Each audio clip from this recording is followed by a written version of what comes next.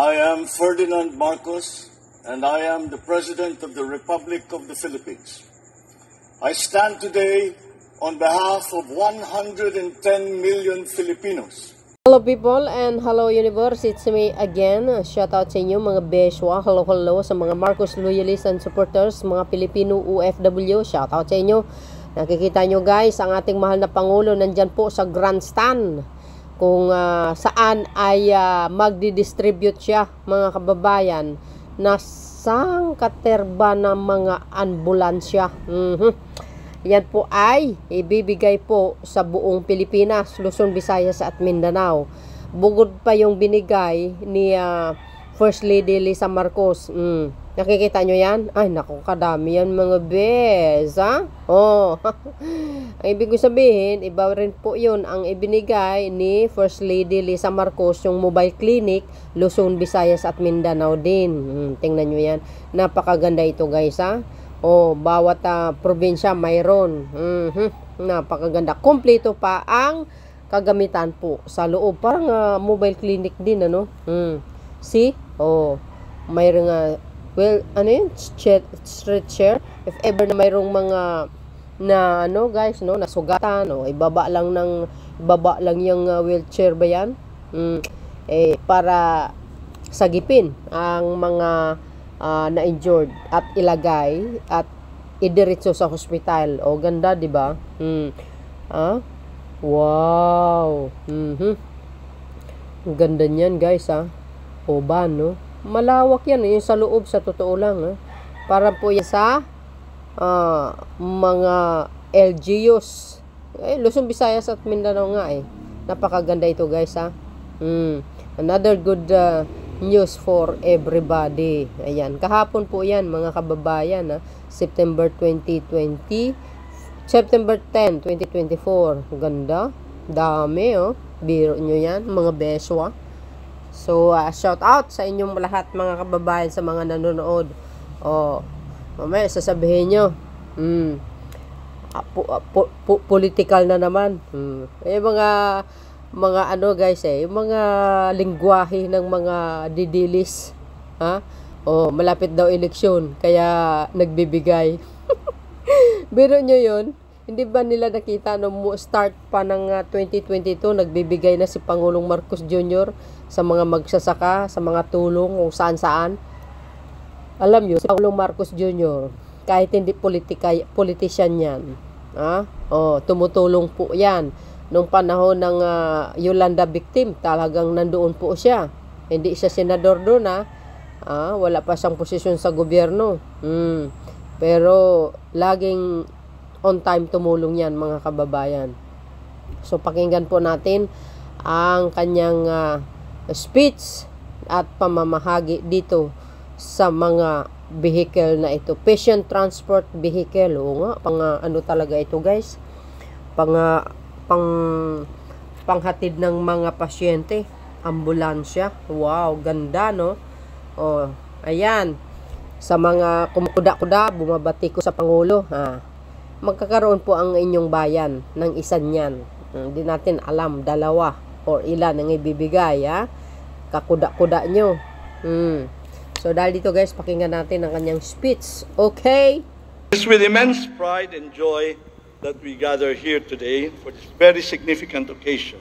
Diyan po yan sa the turnover of the patient transport vehicles, ambulances, by the Philippine Charity Sweepstakes Office. Ang dami, oh. This event underscores our commitment to the Marcos administration's vision of empowering local government units across provincial, municipal, and city levels.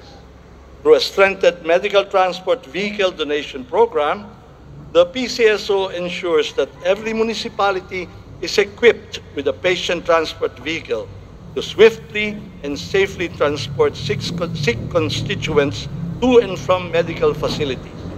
As we distribute these 129 PTVs to municipalities today, we witness the realization of a vital initiative that affects PCSO's unwavering dedication to enhancing healthcare services nationwide. These vehicles are more than just transportation. They embody hope, accessibility, and the promise of timely medical intervention. As they stand as a testament to our collective effort to ensure that every Filipino has access to the medical care they rightfully deserve. To all LGUs, these vehicles will significantly enhance your ability to provide prompt and effective medical services. Your relentless dedication and selflessness in addressing challenges form the bedrock of our nation. We are confident that you will continue to make profound impact on your communities and save lives. To the beneficiaries of these vehicles, we trust this initiative will provide comfort and reassurance during medical emergencies. Every second counts, and we hope that these vehicles will bridge the gap between life and timely medical attention. As we celebrate this achievement, let us remember that it is just one step towards a broader objective. We must continue our collaborative efforts, support one another, and strive for a healthcare system that is inclusive, accessible, and compassionate. In closing, I extend my heartfelt gratitude to His Excellency for his visionary leadership and guidance. Under his Bagong Pilipinas vision, local communities are empowered, the healthcare system is enhanced, economic growth is promoted, and resilience is fostered. Thank you, and may we continue to work together towards a healthier and brighter future for our beloved nation. At this point, may we request the President to lead the turnover of the patient transport vehicle keys to 5 regional representatives of their local government units to be assisted by Special Assistant to the President Antonio Ernesto Lagdameo Jr., PCSO Chairman Felix Reyes Jr., and PCSO General Manager Melquiades A. Robles. May we call on stage the following: Car Region Mayor Shamir Pulon, Municipality of Calanasan, Apayao.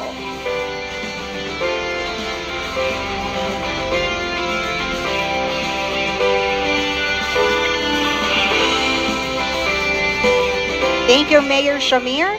For Region 2, Mayor Cesar D. Jr., Kawayan City, Isabela. Sabi ko sa inyo guys, Luzon, Visayas at Mindanao yan eh.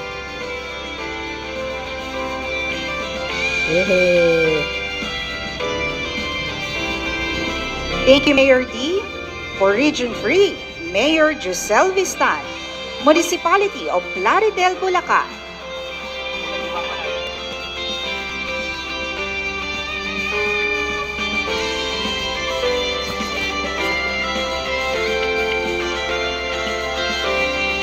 Thank you, Mayor Giselle.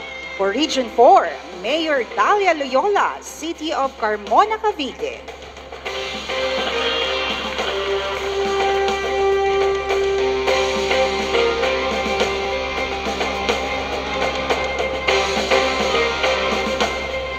Thank you, Mayor Dalia. And lastly, for Region 5, Mayor John Vincent Fantebella, Municipality of Sangay, Camarines Sur.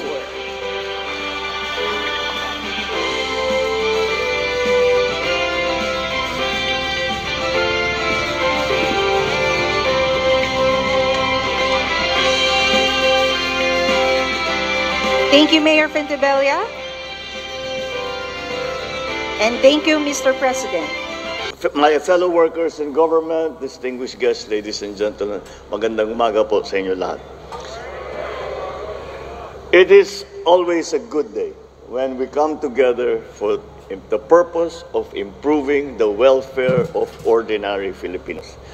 I lead today the turnover of these patient transport vehicles to our 129 LGUs beneficiaries.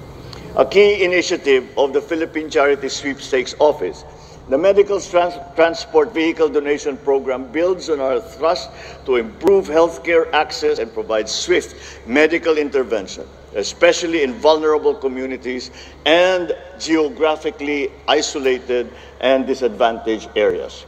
The Philippines is located in the Pacific Ring of Fire, and therefore is in the pathway of some of these volcanic activity, also in the way of the storms, encountering an average of 20 tropical cyclones every year. These past weeks, we have already witnessed heavy rainfall caused by typhoons enhanced by monsoon rains. So that while we try to weather these storms, it is crucial we always prepare for the hazards and the potential disasters that come with it. That level of preparedness is the primary matter that brings us together this morning. The Medical Transport Vehicle Donation Program aims to deliver Type 2 Advanced Life Support Ambulances, PTVs, sea ambulances, particularly to underserved regions. Specifically, we will be giving these PTVs to provincial, city, and municipal governments to help ensure that their constituencies will be given the chance to pull through whenever they need these assets for the rescue, for the healthcare of those who have become victims to these natural calamities. These vehicles are vital resources to support our heroes in the medical field, our first responders. Kasama dyan siyempre yung ating mga healthcare workers, ngunit ay nanguna dyan talaga ang mga LGU. They will provide timely medical intervention by transporting patients to hospitals. Many times, these vehicles make the difference between life and death. Although we all share the same hope that none of us nor our loved ones should ever be in need of an ambulance, we welcome and greatly desire their presence in our communities. My heartfelt gratitude goes to PCSO for embarking on this endeavor.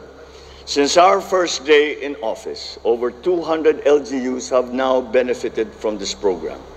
I was also informed that you are set to procure even more PTVs. Sure, that every single municipality in the Philippines will be equipped with 2 vehicles each. It is a vision worth every ounce of effort. So I enjoin each of you to stand firm, to press on, until we turn this aspiration that we have into reality, and we certainly can do it. While we still face numerous challenges in our healthcare system, this program aids us in elevating the quality of healthcare in the country. No matter how many hospitals and health centers we build, no matter how many medical health professionals we employ, and no matter how much equipment we acquire, it would all be devoid of meaning and purpose if patients cannot reach them in moments of need. I reiterate that the most effective and life-changing impact can only happen when we genuinely put the welfare of our fellow Filipinos on the top of our priorities. I expect that every LGU beneficiary will use these vehicles responsibly and efficiently, and urge the PCSO, the LGUs, other agencies to continue creating programs and projects that will bring life and security to everyone. I am confident that we can build a bagong Pilipinas where no Filipino will be left behind, be it in healthcare or in any other opportunity to live meaningful, prosperous, and healthy life. It is what our people need. It is what Filipinos truly deserve. And what you see here are 129 of the present 300 vehicles that are now with the PCSO. Wala pang kalahati ito doon sa na-deliver na ng PCSO sa iba't ibang bayan sa buong Pilipinas. At pinapangako sa atin ni GM Mel na magkakaroon ng 1,000 pa. Lahat-lahat ay 1,000. Para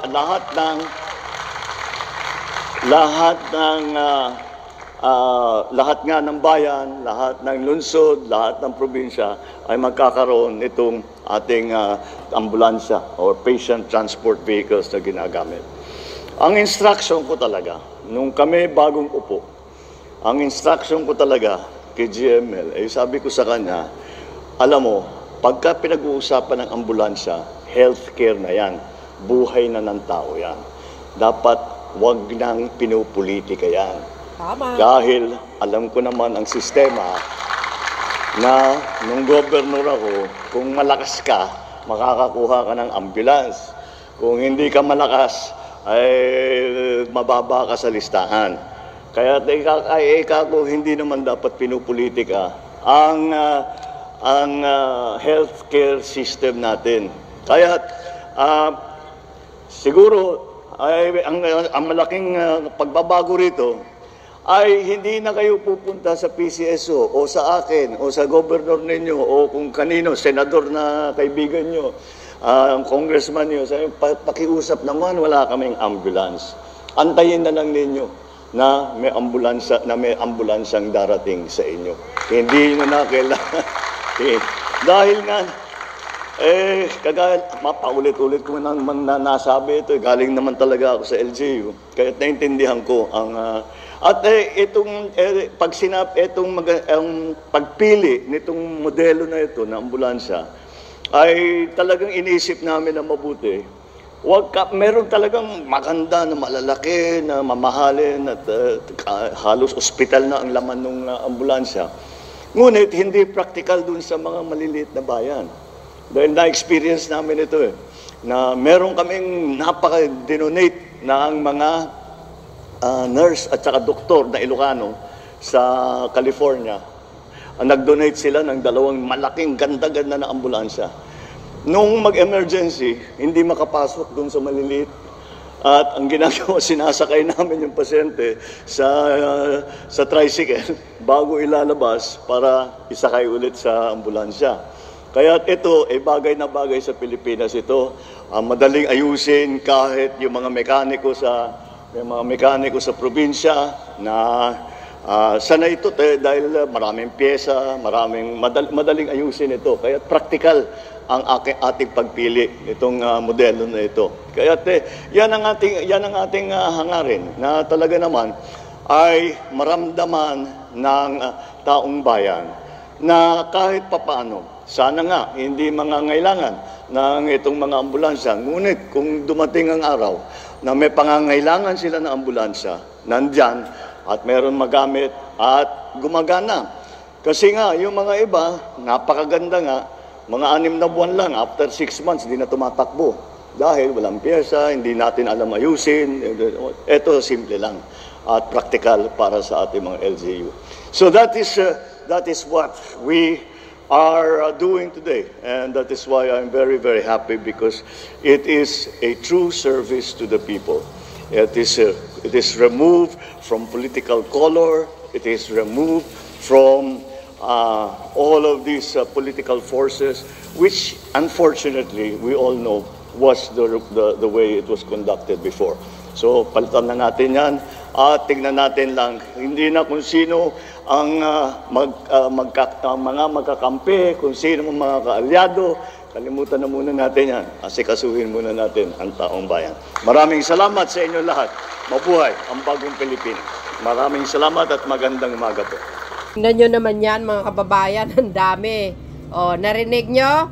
O, bawat kasi pagbibigay, pagtulong ni Pangulong Marcos, sinasabi ng mga dilis, politika kasi malapit ng eleksyon. O, narinig yung sinabi niya? I-set aside nyo yan. Taong bayan muna, huwag yung pansarili nyo. Atat na atat kayo makaupo sa Malacanang eh. Hindi kayo makapaghintay sa eleksyon kasi. O yan, congratulations. Lahat yan, tatanggap. Luzon, Visayas at Mindanao. Grabe guys, no? Ganda, oh. Oh, see? Sana all, ganun ang mga pangulo. Walang palakasan. Eh ngayon, ang ginawa niya, binagyan niya na lahat. Mga LGU sa buong kapuluan ng Pilipinas. Makakita niyan. So, yun guys. Ang ating pinaka-latest update video. See you again on my next upload. See you again on my next upload videos. Bye bye bye and babus. God bless Philippines. O yung mga anti-Marcos, makikinabang din ang bayan nyo. Eh di wow.